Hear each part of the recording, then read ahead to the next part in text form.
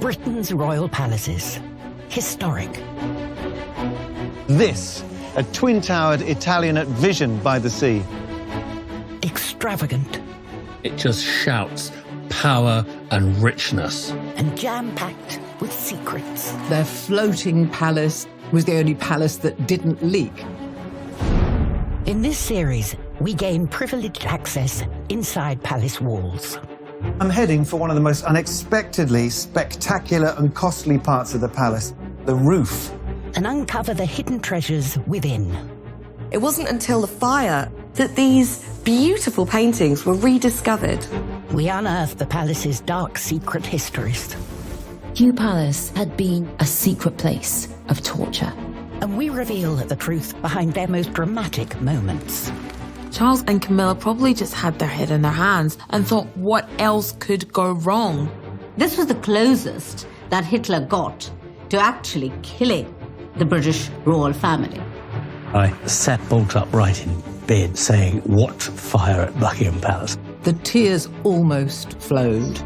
Heavy is the head that wears the crown. This is the all-new Secrets of the Royal Palaces. This time, we explore Queen Victoria's paradise by the sea and reveal some surprisingly cutting-edge secrets. It's the kind of thing you'd expect to see in a house maybe 100 years later. Discover the lost paintings of Windsor Castle. They are hidden in one of the most important rooms in the whole of Windsor Castle, and very few people know that they're there. Expose a shocking lack of privacy for new royal brides. The first time they encountered their palace courtiers was when they were half naked in a bed, being fondled by their husbands. And reveal how the BBC snubbed the Queen Mum on her 100th birthday. I was disgusted, actually. Thought it was disgraceful. Thought that's what they were supposed to do. But first, the secrets of palace security. And the incident that changed everything. Because when you're royal, you're always a potential target. That's why you have guards outside palaces, you have security networks, closed-circuit TV. All these systems have evolved because of the very real nature of someone, somewhere, doing something stupid. The security at the royal palaces affords members of the royal family to be secure in the knowledge that ultimately somebody is watching over them whilst they are at home. And it's not just behind the palace gates that the royals are safeguarded. When a member of the royal family is out and about in a vehicle, they will be in a protected convoy, which will consist of several vehicles with protection drivers, protection officers, and most probably members of the special escort group who will be escorting that convoy. But this extreme level of security is a relatively recent phenomenon, triggered by an astonishing 1974 incident involving Princess Anne. So Princess Anne in the 1970s was a very significant figure in the royal family. First member of the royal family to wear a miniskirt. She danced on the stage at the famous musical Hair. And she was seen as in touch with the next generation. You know, down with the kids. A very modern royal and was very popular. She was one of the most famous women in the country and a hugely significant member of the royal family. In 1973, at the height of her fame, Anne was provided with a protection officer, Jim Beaton. Back in the early 70s, nothing much was expected to happen to the royal family, and the security contingent, if that's the right way to put it, was me being useful, being there, making yourself inconspicuous as possible, and just, in general, being handy, I suppose. However, on the 20th of March, 1974, everything would change. Jim would be forced to put his life on the line to save the princess. Anne and her husband Mark were on their way back to the palace in their maroon Rolls-Royce. They'd been at a charity film screening, and everything was very calm and orderly when they were just about a couple of hundred yards from Buckingham Palace when a white Ford Escort cut in front of them and stopped them.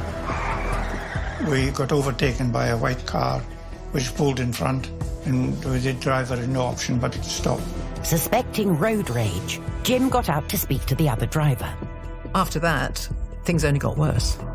The motorist also got out. His name was Ian Ball. And as I came round behind the back of the car, there was Ian Ball standing there with a gun, and he just went bang, bang. And one of the bullets went into my right shoulder. So I thought, oh, I must shoot back at him. I took my gun out and tried to fire at him, but I missed him. So I tried again with two hands this time, and the gun jammed.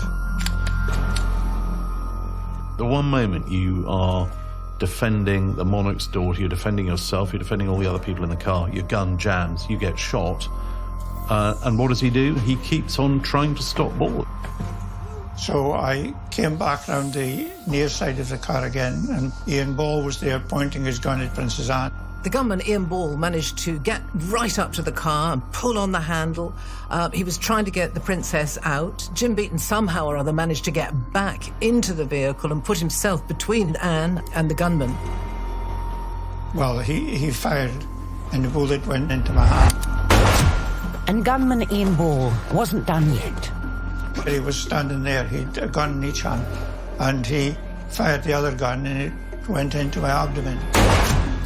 So that more or less was me, really.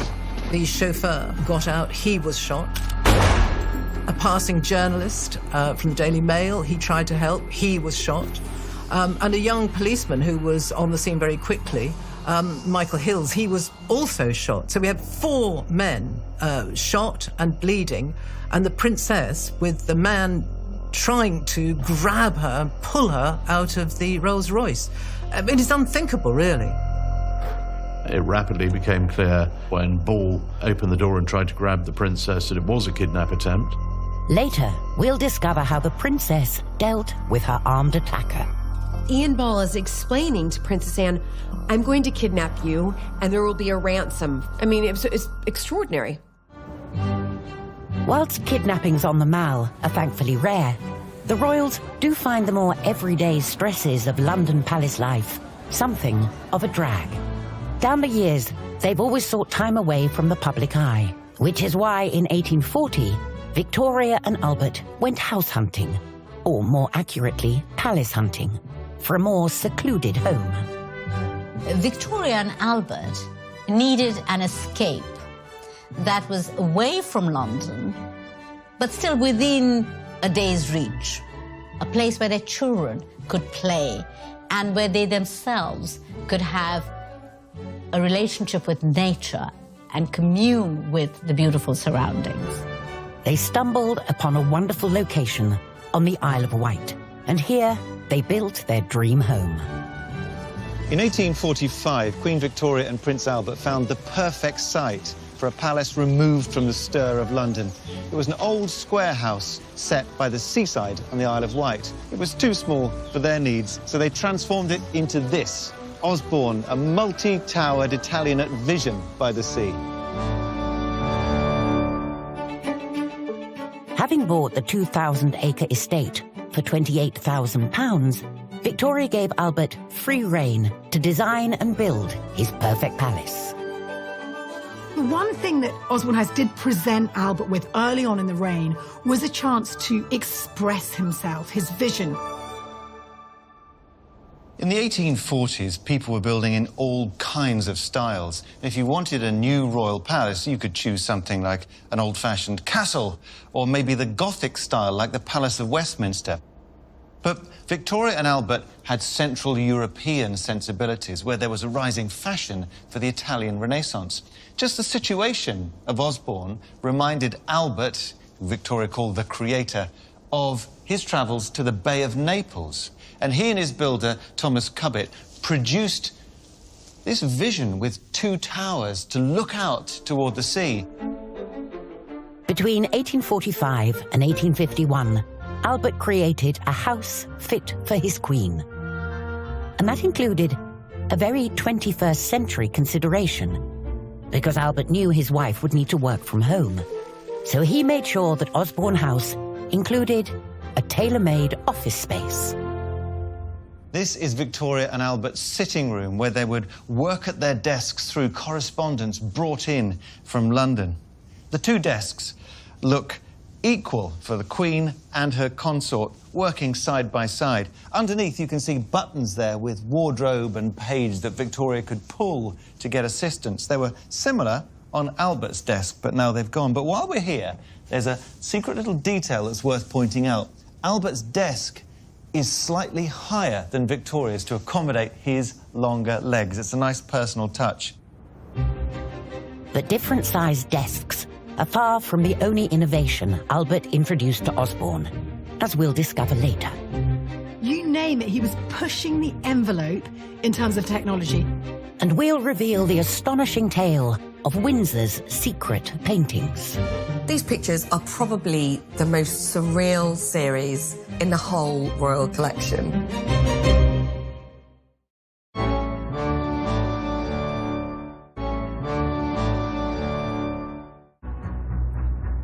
In 1974, 200 metres away from the safety of Buckingham Palace, Princess Anne was attacked by gun-wielding kidnapper Ian Ball.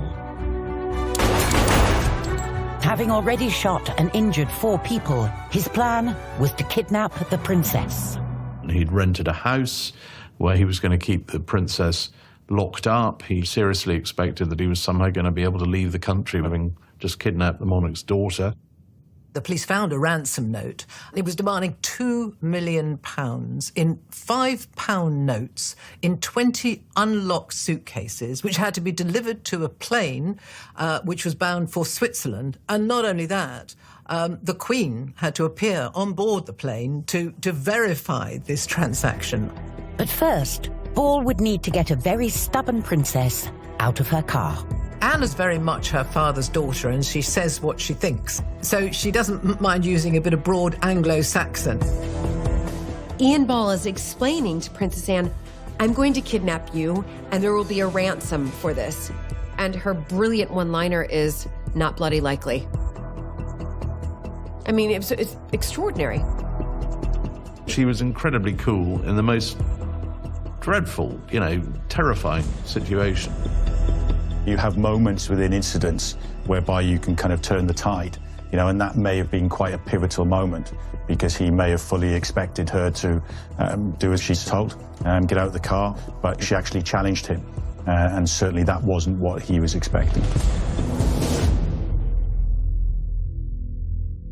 As the distracted Ball contemplated his next move, it was his bad luck that an ex-professional boxer named Ron Russell happened to be walking past. Ron Russell actually punched Ball in the head, rendered him unconscious. Russell's timely intervention had brought the incident to a sudden close. Ian Ball was later found guilty of attempted kidnapping and attempted murder and was sentenced to 41 years. The kidnapping may have been a failure, but it changed the way the royal family were protected forever. It was certainly the last time that a member of the family just went out with no outriders, and with one detective with a faulty gun. The training changed, the vehicles changed, the convoy structure changed. You're now looking at a scenario whereby you have a protected convoy, several vehicles, including the principal's vehicle, and indeed members of the special escort group will escort those vehicles from A to B. As for the royal protection officer who took 3 bullets for Anne, he was back working for the princess 6 months later. I was just very lucky that nothing was too vital, and I had a very, very good surgeon, and he tidied me up quite well. And Jim finally made it to Buckingham Palace, but this time as the guest of honour to receive the highest award for bravery, the George Cross. It's obvious that Jim Beaton displayed extraordinary courage to put himself in danger again and again. It was an act of extraordinary bravery, and I don't think it's an exaggeration to say that, he did save the princess's life. I think the Queen said when she gave it to Jim, yes, I'm giving this to you as the Queen, but also as a grateful mother. It was just one of these things. This was a highly unexpected incident, of course. So I think it was a case of muddling my way through, and luckily it turned out to be okay. And as for Princess Anne, what did she make of the incident? As she told her biographer afterwards, what made her really cross was that Paul had ripped her dress as he tried to drag her out of the car, and as she said, it was a very nice dress.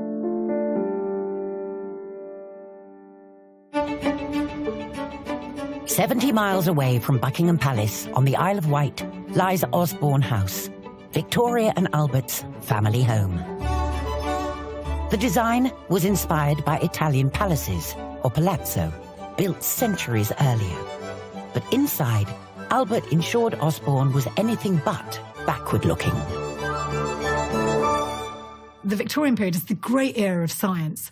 You know, what man could achieve through science, they believed was almost limitless.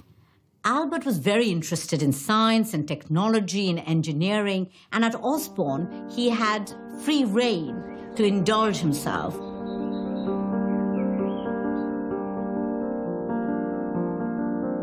Prince Albert incorporated materials and technologies into the building of Osborne that were quite unusual for their age. In a cast iron frame, he managed to conceal an underfloor heating system, which must have taken the chill off on those winter nights. In his own bathroom here, it's a mile away from the normal picture of Victorian tin baths filled by buckets brought into a room. Instead, his is plumbed in, and there are 3 natty handles there with hot, cold and waste. It's the kind of thing you'd expect to see in a house maybe 100 years later. This was conceived as a dream home for Victoria and Albert. But in 1861, that dream was shattered. Victoria was devastated when Albert died, and she retreated to Osborne and spent many a month there, mourning in private. Osborne provided that solitude that she craved in order to get over this enormous loss. But one way in which he could respect Albert's memory was to continue his legacy of welcoming new innovations to Osborne House, including another invention ahead of its time. People think, I think unfairly really, of Queen Victoria as this little sort of potato in a hood, because she became, after so many babies, 9 babies, sort of as wide as she was high. And she was pretty immobile by the end. She really didn't get out of her carriage. So what better way to make sure that your queen can enjoy both floors of her Osborne house than by installing a lift? Osborne's lift was installed in 1893 when she was in her early 70s. And it's a fine thing. It's got a glazed ceiling and tropical hardwood panelling and a velvet padded seat over carpet. And she was wheeled in here in a wheeled chair. So while this was an innovation, it was a 19th century one. We're not yet in the 20th century, so it isn't a fully swish electrical lift yet.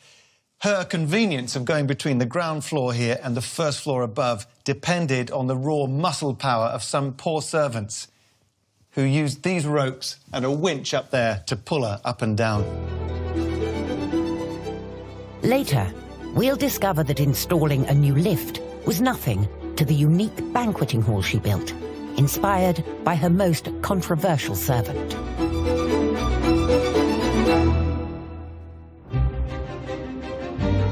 Osborne House, like all royal residences, was packed to the rafters with important works of art.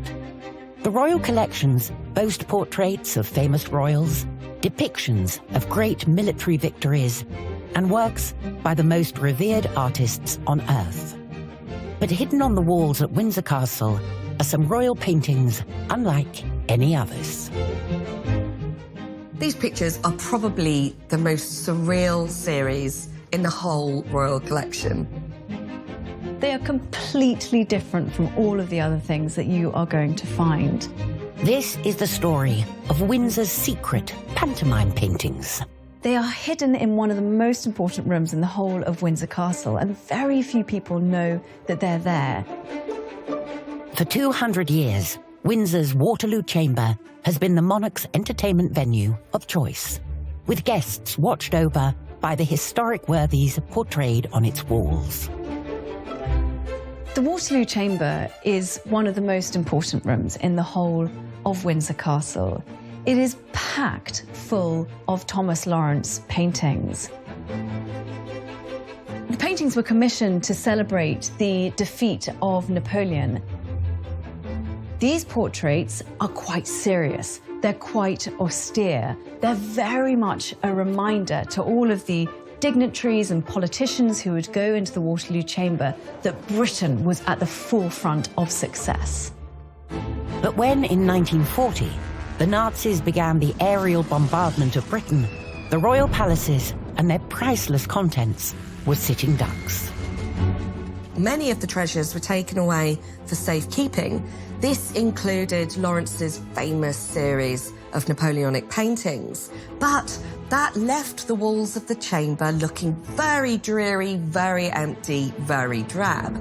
In 1941, the king's two young daughters were secretly evacuated to Windsor, and they found a good use for the very empty Waterloo Chamber. Elizabeth and Margaret decided to use the Waterloo Chamber as their own secret theatre room. There, they were going to put on their own royal pantomimes.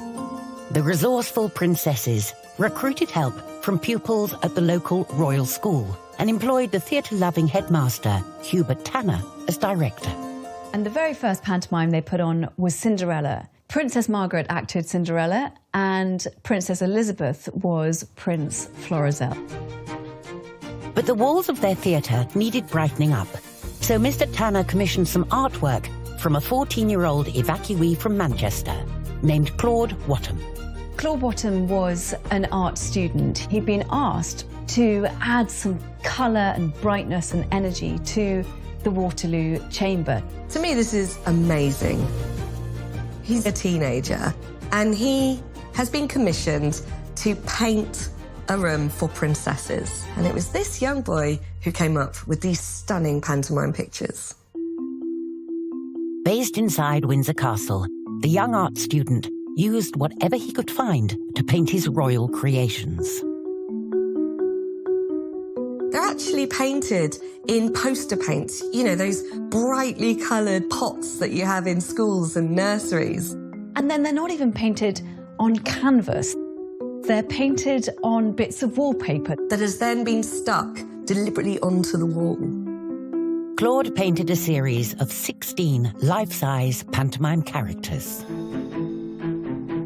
The paintings are very simple, they're bold, they're bright, they're colourful, they're full of energy and movement, representing these different pantomime figures in really striking, bright ways.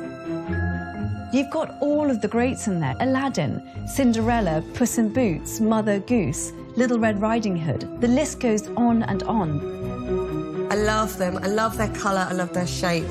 I think they are just the most magnificent images. But in 1945, after the war ended, the Princesses' Theatre was packed away and Sir Thomas Lawrence's classic paintings were returned to their rightful place. The original paintings were not stripped off the wall. They were simply covered over and forgotten about. For almost half a century, Claude's pantomime paintings remained hidden behind the famous Napoleonic portraits. It was only when disaster struck at Windsor that they were rediscovered.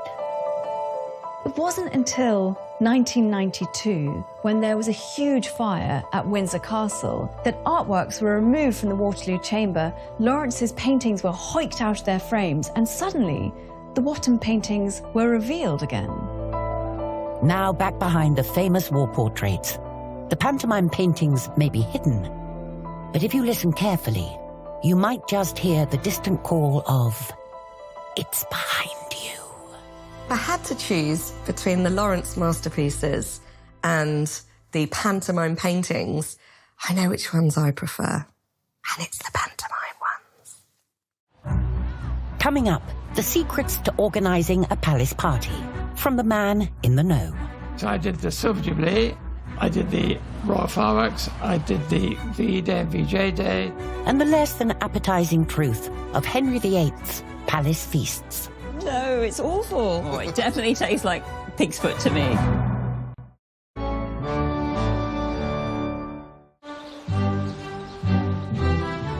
Throughout our history, Britain's royal palaces have hosted countless extravagant celebrations and flamboyant festivities, with thousands of patriotic subjects flocking to the gates of the palace to witness the pomp and ceremony. So for hundreds of years, if you wanted to partake in a national celebration of the royals, you would have to physically go to them, and more often than not, that would be heading to Buckingham Palace and hoping to get a glimpse of a royal on a balcony. Then in 1952, everything changed, thanks to the advent of television and the crowning of a new monarch. The young Queen's coronation was a huge moment in television history as well as royal history. 20 million people watched that event. The televising of the coronation was just the start. From that point on, all the big royal parties were must-see TV events. And staging these huge occasions involved a mammoth behind-the-scenes operation. And for that, the royals would come to rely on the best palace party organizer in town, Major Sir Michael Parker. So I did the Silver Jubilee, I did the Royal Fireworks, I did the VE Day and VJ Day. Of all the events Sir Michael Parker organised, his most famous were those involving the nation's favourite grandmother. The Queen Mother was hugely popular, really, from the moment she became the Queen Mother. She didn't actually like the title, she was only given it because she was Queen Elizabeth when the King was alive, and obviously there was a new Queen Elizabeth on the throne, so she was given this title, and as she got older and older, she just became the nation's favourite granny. Poll after poll would show she was one of, if not the most popular member of the royal family. In the media, we'd seen the Queen Mother age gracefully as we celebrated her landmark birthdays. So her 90th birthday is a major national celebration, and the idea of her having 100th, of anyone having 100th, this was going to be a very big thing. And of course, the person they turned to organise the event was Sir Michael Parker. I did the Queen Mother's 90th birthday, and so therefore I would have been disappointed if I hadn't been asked to do the 100th, but as it was, I came forward with an idea for the 100th, which was bigger and better in every way than the 90th. And it was only natural to expect the BBC to cover her centenary celebrations. The BBC had televised the 90th, very successfully actually. And it never occurred to me when we got to the 100th that they wouldn't televise it. But 3 months before the event, the BBC declared it would not broadcast the birthday parade. I think there's always been an expectation. The BBC, as a national broadcaster, will be there to do the big events. But this was absolute peak Cool Britannia. And so this sudden decision by the BBC to sort of say, actually, we're not really very interested in the birthday party for this 100-year-old last empress, was a vote of no confidence, if you like, in the old way of doing things. And the palace were upset. I was disgusted, actually. Thought it was disgraceful. Thought that's what they were supposed to do. And the reason given by the BBC for opting out would only add salt to the palace's wound. They chose publicly to show an episode of the Australian soap Neighbours that's on every bloody day, twice a day, instead of showing the 100th birthday celebration of the beloved Queen Mother. I mean, the BBC couldn't have got this more wrong. Without TV coverage, millions around the country, and indeed the world, would miss out on a unique royal celebration. However, ITV spied an opportunity. ITV realised, actually, there's no God-given rule that the BBC should always be covering state occasions. The scene was set for an epic ratings battle. But who would win? Neighbours or the Queen Mum? Palace pageants are laid on to entertain the masses. But for palace insiders, it's all about the banquet. And there's no better-known banquet thrower than Henry VIII. His court was legendary for enjoying spit-roasted whole animals, from deer to hogs or swan to porpoise. But grandiose roasts were only part of the menu, as food historian Mark Meltonville explains. So this is what I'll be eating at Hampton Court. Some ears, a heart, some stomach, which we call yummy. We think of this as almost throwaway food, all of the offal, but actually it's one of the great levelers. You'd get all those bits in the cottage of a little field worker, but you'll also see them on the royal table. It's one of those little secrets that people don't think of. There's offal everywhere because no one wants to waste. And it can be really tasty, and hopefully we can prove that to you. Right. And these are... Petitoes, pig's feet. Along with offal and pig's feet, Henry was also partial to a few snails. We normally associate snails with France, but you're telling me that the English were eating snails way back when. Well, the snails we have in the bowl there are often known as Roman snails, so we've been eating them for 2,000 years. They're waving at us, and they are a little bit off-putting, but once it's cooked down into a pottage, I think it's going to be worth a try. Well, let's find out. Here are a few dishes Tudor chefs prepared earlier, centuries earlier. And there we go. So, this is the trotters, right? Yes. And this is the snails? Yep. Because actually, they look pretty good. They actually smell pretty good. So there's currants in there, cinnamon, little nutmeg, some mace. So it's quite spiced in the background. I can definitely smell the spice. We have a napkin here for you. Oh. And if you're eating with your fingers, as you probably will be, putting it on your lap doesn't do any good. No. It needs to be on your shoulder so that you can wipe your fingers on it. Pick up a tasty morsel. Get a bit of trotter. Mm-hmm. And then that's yours to pick up with your fingers and That's my meat. That is.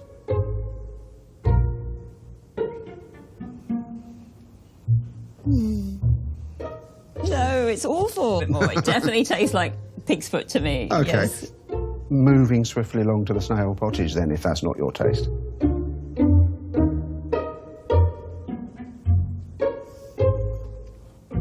Oh. I think it's not to Madam's taste. The sauce is good. Oh, but the snail is really slimy. Gelatinous is the cook's word for slimy.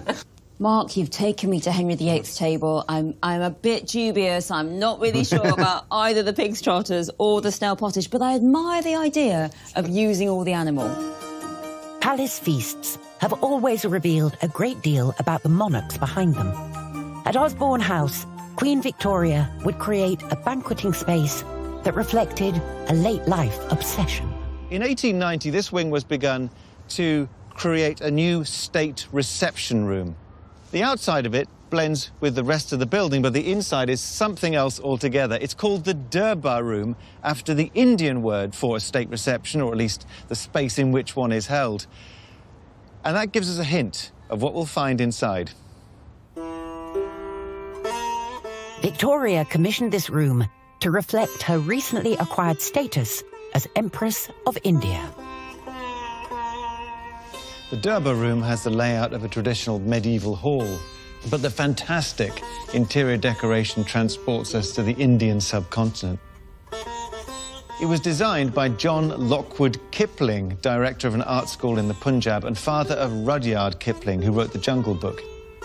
And he brought over from India Ram Singh, a master craftsman, who did the carving work and provided the moulds for this incredible plaster ceiling. The whole effect is like a shrine to India, a place Queen Victoria never went to as Empress. Instead, she brought India to Osborne. It took just 2 years to design and construct the entire Durbar wing. An incredible achievement, considering it took 26 craftsmen 500 hours just to carve the peacock above the central mantelpiece. The room is magnificent for the sheer detail of intricate Indian carving, which covers just about every part of the inside of this room. It was meant to dazzle the visiting dignitaries, and large official functions were conducted there. The Durbar Room hosted all the key politicians and dignitaries of the day. But hanging in the corridor outside the room is a portrait that reveals a secret of division within the palace walls. This is a portrait of Abdul Karim, one of a number of Indian subjects brought over to England in 1887 by request of the Queen in the year of her Golden Jubilee. By his title Munshi, he was renowned as a teacher, and you can see that he's clutching a book showing his scholarship. And he had a particularly close relationship to Queen Victoria, something that her family weren't entirely happy about. In the form of Abdul Karim, you have arguably her most famous manservant. He comes as part of a sort of entourage from the subcontinent to show off our empire for the Golden Jubilee of 1887. And he doesn't go home, he stays. But he ends up being firmly ensconced, ultimately as the royal favourite. Victoria's fondness for Abdul was very much out of step with the attitudes of those around her. He became her constant companion and her confidant, who spent many an hour one-on-one with the Queen. And this created a great deal of political consternation in Osborne, but also back in London. People didn't like Abdul Karim, but Victoria would have none of it. When they tried to get rid of him, she insisted that he'd stay. Abdul Karim and the Durbar Room were two of many reasons Victoria adored Osborne House. But above all, this was the place where she felt closest to her beloved Albert. So it came as no surprise that Victoria chose to end her days here. Osborne House had gathered the influences from the Victorian world for its architecture and interior decoration. And it was here, at her private seaside palace, that Victoria left that world when she slipped away on the 22nd of January, 1901. And her passing marked the end of an era. Coming up, the palace pulls out all the stops to beat the BBC. They saw a million rose petals fluttering down from the sky. They saw red arrows in the sky. They saw camels. They saw corgis. It was bonkers, and it was brilliant. And a Queen's wedding night is the palace's hot ticket. But the main event wasn't the feast, it was the bedding ceremony.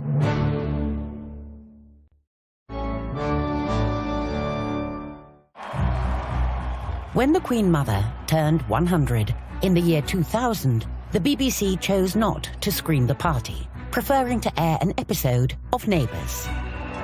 This allowed ITV to grab the broadcasting rights and set up the Battle of the Broadcasters. I think the BBC was trying to change its own image from very establishment, quite fusty. It was trying to get on the Cool Britannia bandwagon, be more liberal, be more left-leaning, be more Tony Blair. And I think that was a big mistake because it forgot that it has a duty to its audience.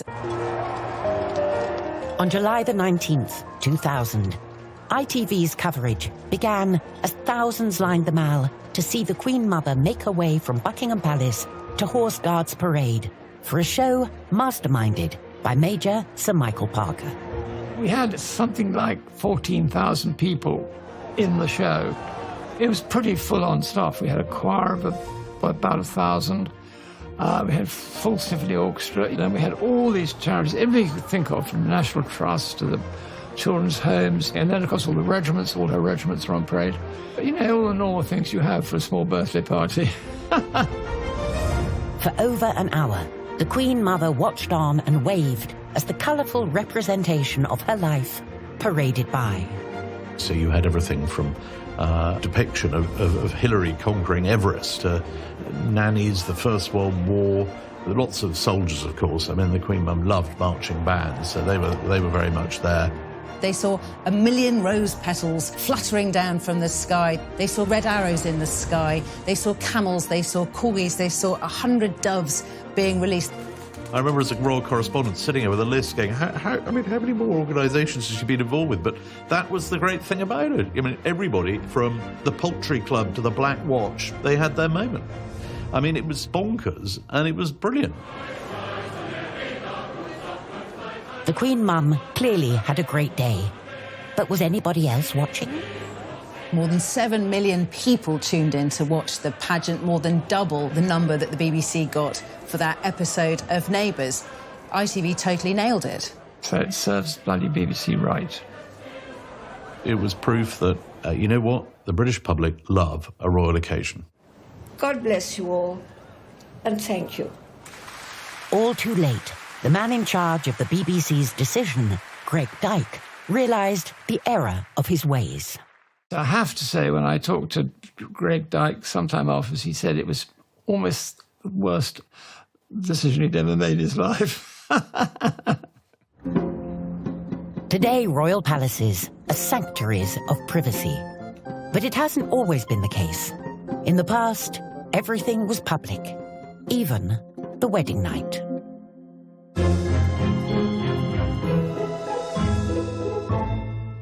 In 1486, Henry VII was marrying Elizabeth of York at Westminster. It was a lavish feast, a celebration of the end of the Wars of the Roses. But the main event wasn't the feast, it was the bedding ceremony. The royal couple were stripped by their courtiers, put to bed and given a concoction of wine and spices to get things going. And then this wonderful place would be turned into a giant theatrical spectacle where everyone had a good old look at the wedding night taking place. This is a shocking invasion of privacy, and royal brides found it terrifying. The first time they encountered their palace courtiers pretty much was when they were half naked in a bed being fondled by their husbands, and they knew that everyone was watching to see exactly what went on. What was crucial was that the royal marriage was consummated, because the most important job of a royal bride was to have a child, and so the sexual act had to be confirmed as taking place so that pregnancy could happen swiftly. For the wedding guests, watching the royal bedding ceremony was a spectator sport. It was like watching an X-rated movie for entertainment, but this time it was the king. The bedding ceremony really showed the royal bride that every part of her body and her life in the palace was public property. Nothing was private. Next time, Harry makes his Buckingham Palace comeback for the Platinum Jubilee. But the royal rift remains. Only working royals got to be on the Buckingham Palace balcony. At Kensington Palace, there's a cover-up that went to the very top. It was in this room that Mary spent the night burning her secret papers. She destroyed letters, taking whatever secrets they held between them to the grave. The gruesome fate of a 17th century prince at St. James's Palace. After the attentions of these doctors, he was not just seriously ill, he was also bald, weakened, dehydrated, and completely incontinent. And the mystery behind one of the weirdest items ever to pass through palace gates. I mean, it looks like something that's come out of a rather bad horror movie. Sometimes you do the wrong thing, but for the right reason. So, Finn, where's my money? He doesn't have it. I need that 25 grand. Otherwise, people die. What are you gonna do? Well, there is where I work. You can't rob a bank? Yes, don't miss brand new original drama Desperate Measures starting Tuesday at 9. Next, brand new Carry On, Secrets and Scandals.